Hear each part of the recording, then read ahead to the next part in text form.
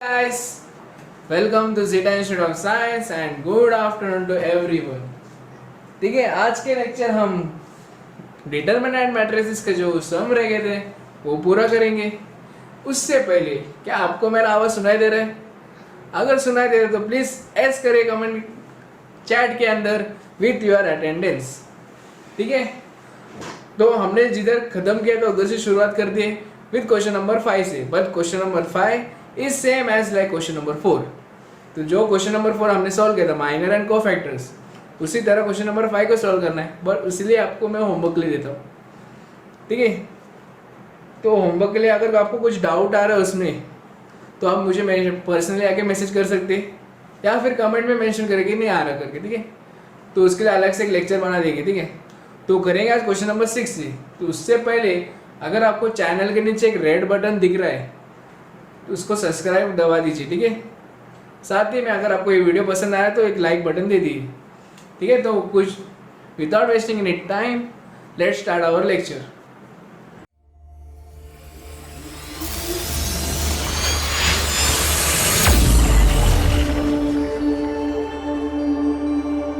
Question number 6. Question number 6 में क्या बोला है? Find the value of determinant expanding along third column. तो डिटरमिनेंट क्या दिया? -1 -2 -3 1 3 4 2 -4 0. अब इधर साफ लिखा है कि हमें थर्ड कॉलम से एक्सपांड करना है. पिछले सम में हम क्या करते थे? हमारा खुद के मन से करते थे. क्या करते थे? फर्स्ट रो लेते थे. और इस बार साफ लिखा है कि थर्ड कॉलम ही लेना है. तो थर्ड कॉलम मतलब 1 2 3. ठीक है, ये वाला कॉलम कंसीडर करके एक्सपांड करना है. तो पहला मुद्दा आता है कि हमें साइन क्या लेना है. जब फर्स्ट रो हम लेते थे तो हम साइन क्या यूज करते थे? Plus minus plus. बराबर. तो थर्ड रो के लिए हम यूज करेंगे, अगर हमने लेक्चर 1 देखा है, लेक्चर 1 में बताया था क्या यूज करना है. अगर plus minus plus minus plus plus minus minus plus. ठीक है, तो थर्ड कॉलम में क्या आएगा? Plus minus plus. तो हम लिखेंगे +2 माइनस -4 एंड +0. ठीक है, तो सॉल्व करेंगे अभी.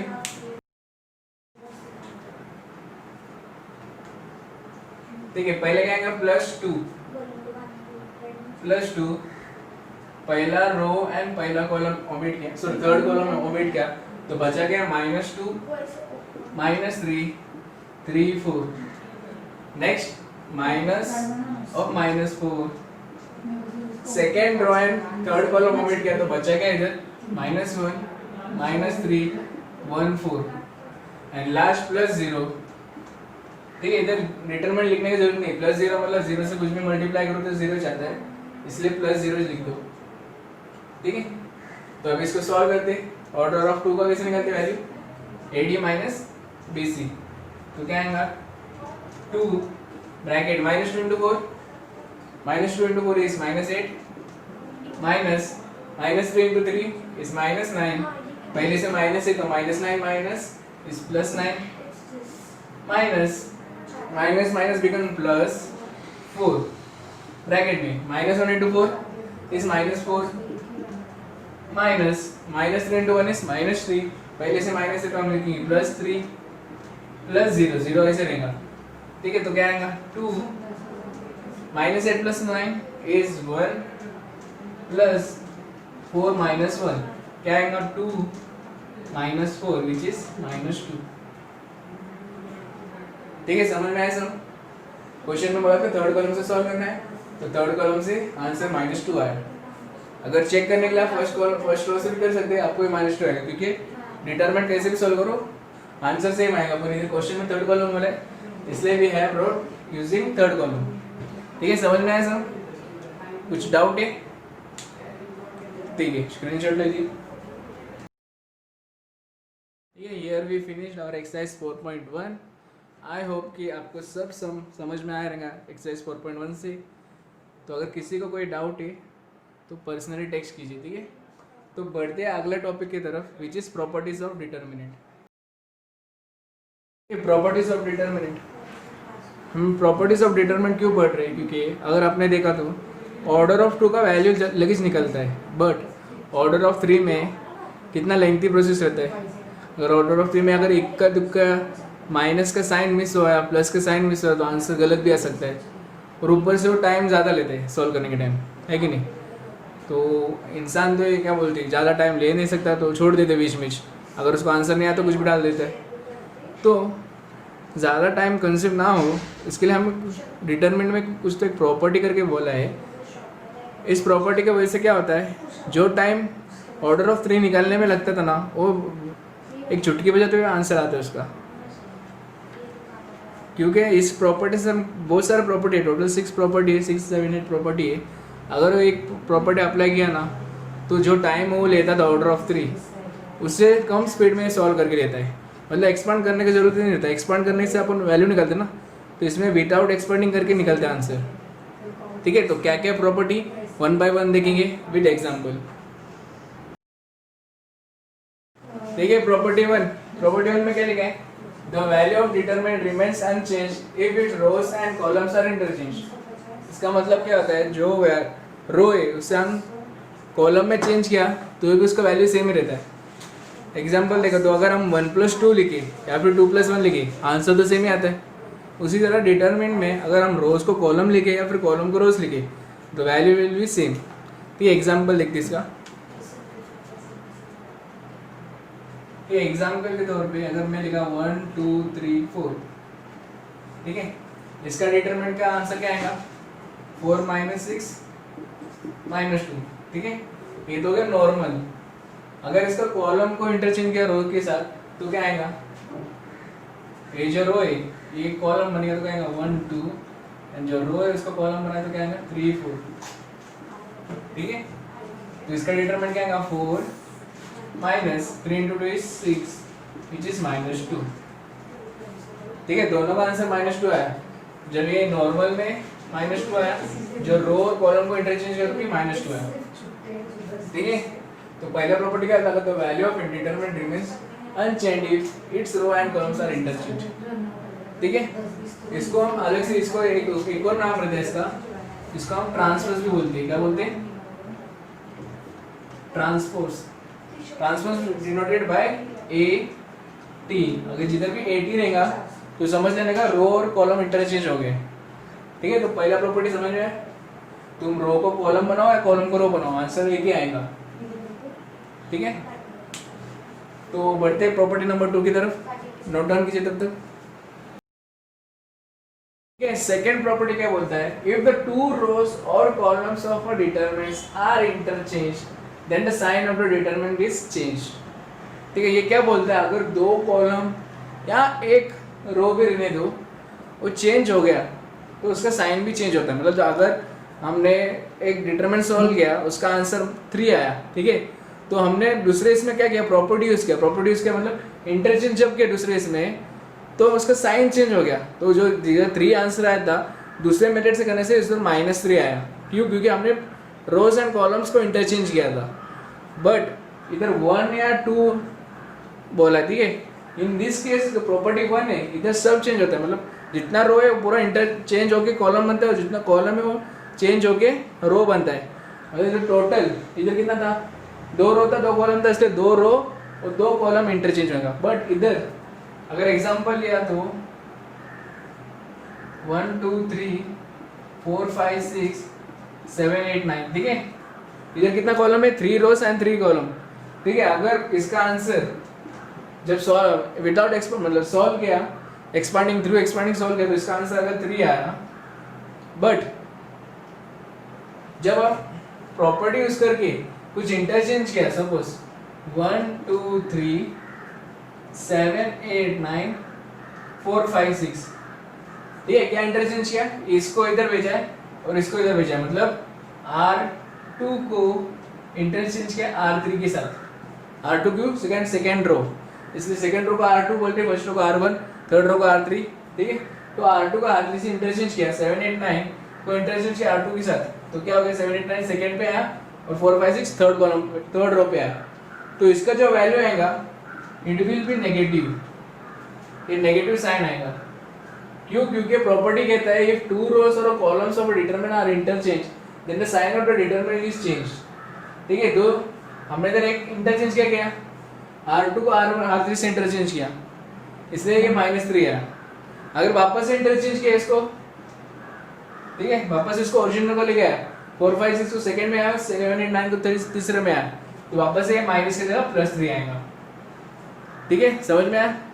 इन प्रॉपर्टी 2 में 1 रो 2 रो 3 रो कॉलम उनको इंटरचेंज किया ना तो माइनस आएगा, बट प्रॉपर्टी 1 में होल टर्म को इंटरचेंज करना है, जितना रो है जितना कॉलम उन सबको इंटरचेंज करना है। ठीक है, और ट्रांसपोज का मीनिंग हो रहता है, ट्रांसपोज मीन्स सारा जितना भी रो उसके अंदर प्रेजेंट है उस सबको इंटरचेंज करना है। ठीक है, समझ में आया प्रॉपर्टी 1 और प्रॉपर्टी 2? ठीक है, अगर डाउट है तो कमेंट में मेंशन करिए, अगर नहीं है तो एक थम्स अप दे दीजिए। ठीक है, तो बढ़ते हैं प्रॉपर्टी नंबर 3 को, हम धीरे धीरे पढ़ेंगे विद एग्जांपल। ये एग्जांपल था अगर समझने के लिए आपके लिए। ठीक है, तो प्रॉपर्टी 3 की तरफ बढ़ते हैं। 3 क्या बोलता है? इफ एनी टू रोज और columns of a determinant are identical, identical means same, अगर दो कॉलम या दो रो सेम है then the value we can write is direct 0। अगर एग्जांपल देखो तो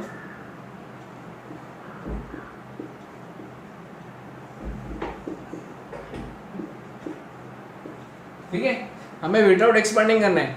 अगर हम एक्सपांडेड करेंगे, मतलब एक्सपांडिंग जो हमारा 3.1 में हम कैसे 4.1 में हम कैसे करते हैं, अगर क्या तो इसका आंसर कुछ तो आएगा। ठीक है, पता नहीं पर प्रोसेस ज़्यादा लगेगा, बट इधर क्या लिखा है प्रॉपर्टी 3 में, इफ एनी टू रोज और columns of a determinants are identical, मतलब सेम रहेगा, इधर 1 2 3 एंड 1 2 3 सेम है कि नहीं, तो अगर जब ऐसी सेम कंडीशन आया तो हम डायरेक्ट इज इक्वल टू 0 लिख सकते हैं। सॉल्व करने की जरूरत ही नहीं है, क्योंकि डायरेक्ट इक्वल टू 0 लिख सकते हैं, क्योंकि प्रॉपर्टी 3 क्या बोलता है, अगर दो रो या दो कॉलम सेम रहेगा तो हम डायरेक्ट इज इक्वल टू 0 लिख सकते हैं। ठीक है, प्रॉपर्टी 3 समझा? प्रॉपर्टी 1 में इंटरचेंज करो ऑल टर्म को तो कुछ चेंज नहीं होता वैल्यू में, बट प्रॉपर्टी 2 में दो रो या दो कॉलम को चेंज किया तो माइनस साइन आता है। थर्ड में अगर दो आइडेंटिकल रहेगा तो आंसर 0 में आता है। ठीक है, तो जल्दी से नोट डाउन करते हैं ये तीनों। अगर किसी को डाउट है तो कमेंट में मेंशन कर दीजिए, वरना अगर समझा तो एक थम्स अप दीजिए। ठीक है, इससे क्या होता है मुझे मालूम पड़ेगा कि आपको कोई डाउट नहीं है। ठीक है, तो बढ़ते हैं प्रॉपर्टी 4 की तरफ।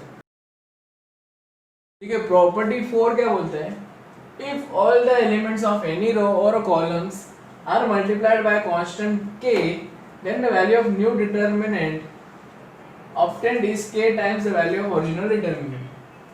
देखिए ये क्या बोल रहा है कि अगर if the elements of any row और कॉलम्स को कौन से भी कांस्टेंट टर्म से मल्टीप्लाई किया तो जो आंसर मिलेगा हमें वो उसका k टाइम्स बनेगा। k टाइम्स मतलब अगर हमें एक वैल्यू मिला 3 करके डिटरमिनेंट का, बट हमने कौन सा टर्म मल्टीप्लाई सपोज k से मल्टीप्लाई किया तो दूसरे जो डिटरमिनेंट मिलेगा हमें वो k3 रहेगा, 3 के या फिर k3, इसका मतलब k इंटू 3 हो गया या फिर k इंटू 3 हो गया, बराबर। लास्ट का लाइन बोलता है k times the value of k times the value k, पहले क्या मिला 3 मिला, तो जब हमने मल्टीप्लाई बाय k से किया तो हमें क्या मिला k3 मिला। ठीक है, एग्जांपल देखे तो अगर k बाहर से मल्टीप्लाई किया इधर ए बी सी डी, ठीक है, अगर k को बाहर से मल्टीप्लाई किया sorry A B C D,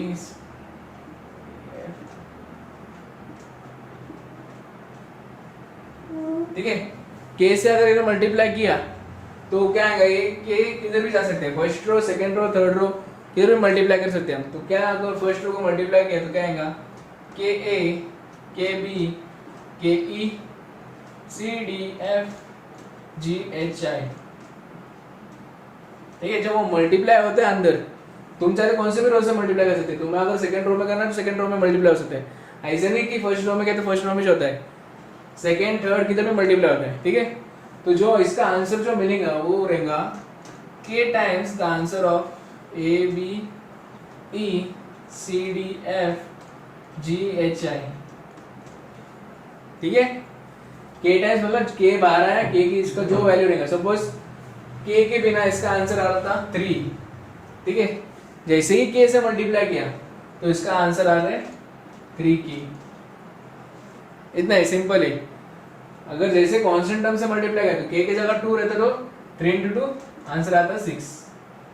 ठीक है, k is a constant term, अगर कांस्टेंट टर्म मतलब कुछ भी ले सकती हो, ठीक है, जीरो छोड़ के, जीरो लेगा तो क्या, जीरो तो जीरो जाएगा ना, जीरो छोड़ के तुम कौन सा भी ले लो, तुमको आंसर के टाइम्स आएगा। ठीक है, तो समझा प्रॉपर्टी नंबर 4, सिंपल था।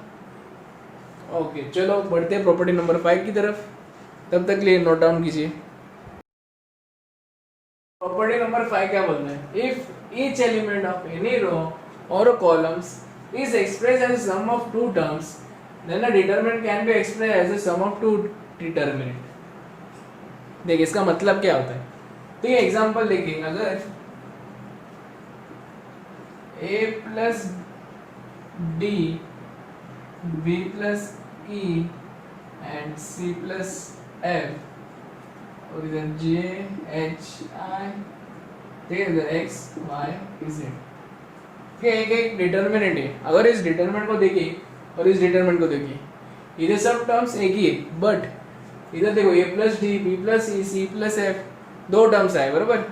तो जब if each element any row और column such express as a sum of two terms, then the determinant can be express as a sum of two determinant. मतलब अगर ये दो टर्म में रहेगा तो हम इसको लिख सकते हैं कि a g x b h y c i z plus the value of d e f g h i x y z।